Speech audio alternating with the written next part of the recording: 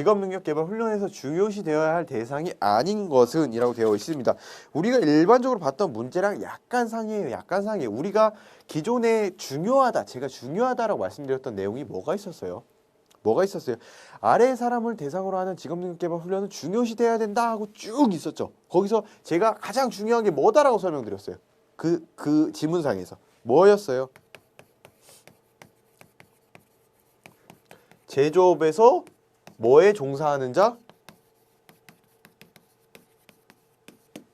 생산직, 그쵸?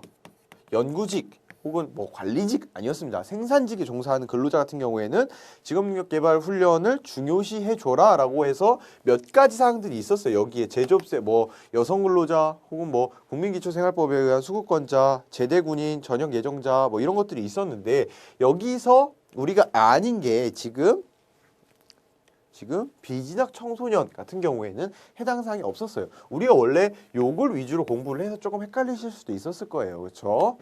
비진학 청소년이 해당 사항이 없는 내용이었습니다. 우리가 일반적으로 알던 내용과 조금 상이했어요. 상이하게 나왔어요. 88번 근로기준법상 사용자가 근로계약 체결 시 명시해야 될 사항이 아닌 것은 입니다. 명시해야 될 사항은 아닌 것은 사용자, 우리가 명시사항, 근로계약서 근로계약서 작성 시 명시사항이 있었고요. 서면 명시사항이 있었습니다. 서면 명시사항. 명시사항에는요. 일반적인 서면 명시사항은 다 포함되어 있고요. 그러니까 서면 명시사항은 뭐였어요? 임금, 소정근로시간, 주휴일, 연차,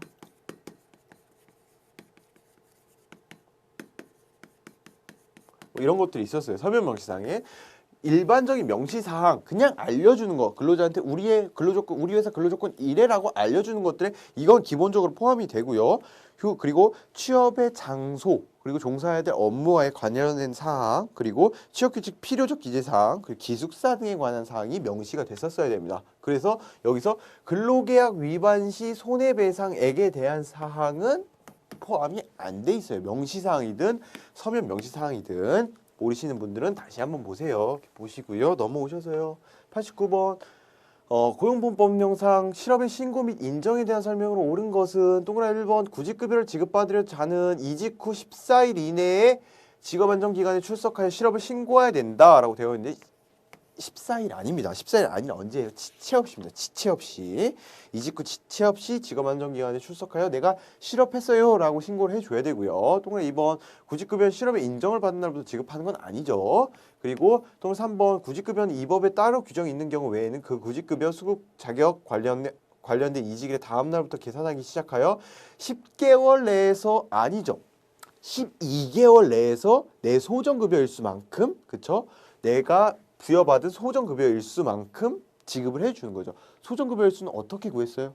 12개월 안에서 내가 소정급여 일수를 뭐 210일을 받았던 180일을 받았던 이 안에서 지급을 해주겠다고요. 만약에 12개월을 초과했어요. 내가 신고를 늦게 해서 이때부터 받기 시작했는데 여기가 내가 210일이랑 소정근로기간을 받았는데 소정급여 일수를 받았는데 180일만 받았고 여기가 30일이 넘어가 버렸어요. 이 30일 받을 수 있습니까? 없습니까? 없어요. 12개월 이내에서 지급해준다고요. 그쵸? 10개월이 아니에요. 동은 4번이요. 구직급여는 수급 자격자가 실업한 상태에 있는 날 중에 직업안정기관의 장으로부터 실업의 인정을 받은 날에 지급한다. 맞습니다. 이거. 이 내용이 맞아요. 그다음에요. 직업안정법상 유료직업소개사업에 대한 설명을 옳은 것은 아까 무료 봤고요. 이번에 유료직업소개사업 한번 되새김질을 해보시죠. 유료직업소개사업은 어떻게 나뉘어요? 뭐와 뭐로? 국내와 국외로 나눠지고요. 국내, 국외. 뭘 기준으로요? 뭘 기준으로? 근로자가 취업하려는 장소를 기준으로 국내와 국외로 나누되 국내 같은 경우에는 특별자치도지사, 시장, 군수, 구청장에게 뭘 해줘야 된다? 신고해요? 등록이에요? 허가예요? 등록입니다. 등록. 마찬가지로 등록이에요. 여긴 고용노동부 장관에게 국외 유료 지급소개 사업 같은 경우에 고용노동부 장관에게 등록을 하는 거예요. 그렇죠? 보시죠. 동그라미 1번 국내 유료 지급소개 사업을 실시하기 위해서는 고용노동부 장관에게 등록해야 된다. 국내는 고용노동부 장관이다? 아니다. 누구다? 특별자치도시다, 시장, 군수, 구청장에게 등록하는 거다. 저 틀렸어요. 동그라미 2번 유료 지급소개 사업의 종사자는 구직자에게 제공하기 위해 구인자로부터 청구권을 받을 수 없다. 그렇죠? 없다. 동그라미 3번 유료 직업 소개 사업의 종사자 중 직업 상담이 아닌 사람은 직업 소개에 관한 사무를 담당해서는 아니 된다. 맞아요. 그렇죠?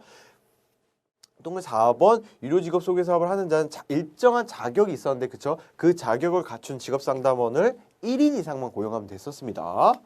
네. 정답은 3번입니다. 91번이요. 근로기준법상 경영상 이유에 의한 해고에 대한 설명으로 틀린 것은 기억나시나요? 경영상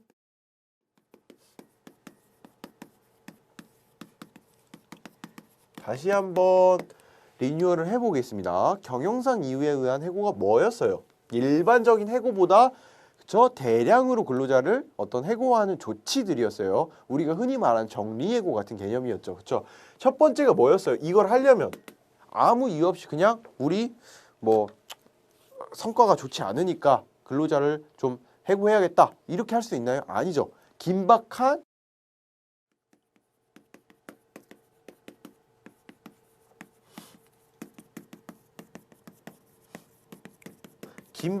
경영상의 필요성이 있어야 된다라고 말씀드렸습니다. 이게 어느 수준인지는 몰라도 암튼 지금 어떤 내가 이런 해고 조치, 경영상 이유에 의한 해고 조치를 하지 않으면 사업이 좀 위태로운 지경에 긴박한 경영상의 필요성이 있어야 됩니다. 이게 인정이 돼야 되고요. 그럼 그냥 근로자도 해고해버려도 돼요? 안 되죠. 그 다음 조치가 뭐예요?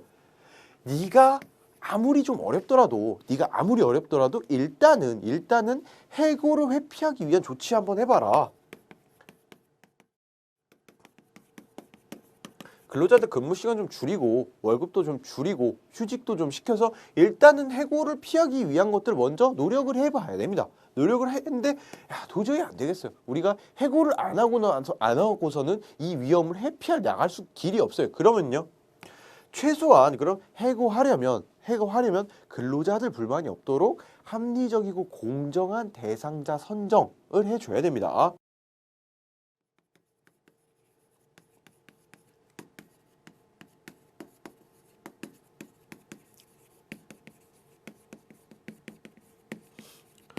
그쵸? 합리적이고 공정한 대상자 선정을 해서요. 그리고 근로자 과반수를 대표한 노동조합이 있는 경우에는 그 노동조합, 근로자 과반수를 대표한 노동조합이 없는 경우에는 근로자 과반수를 대표하는 자와 그렇죠?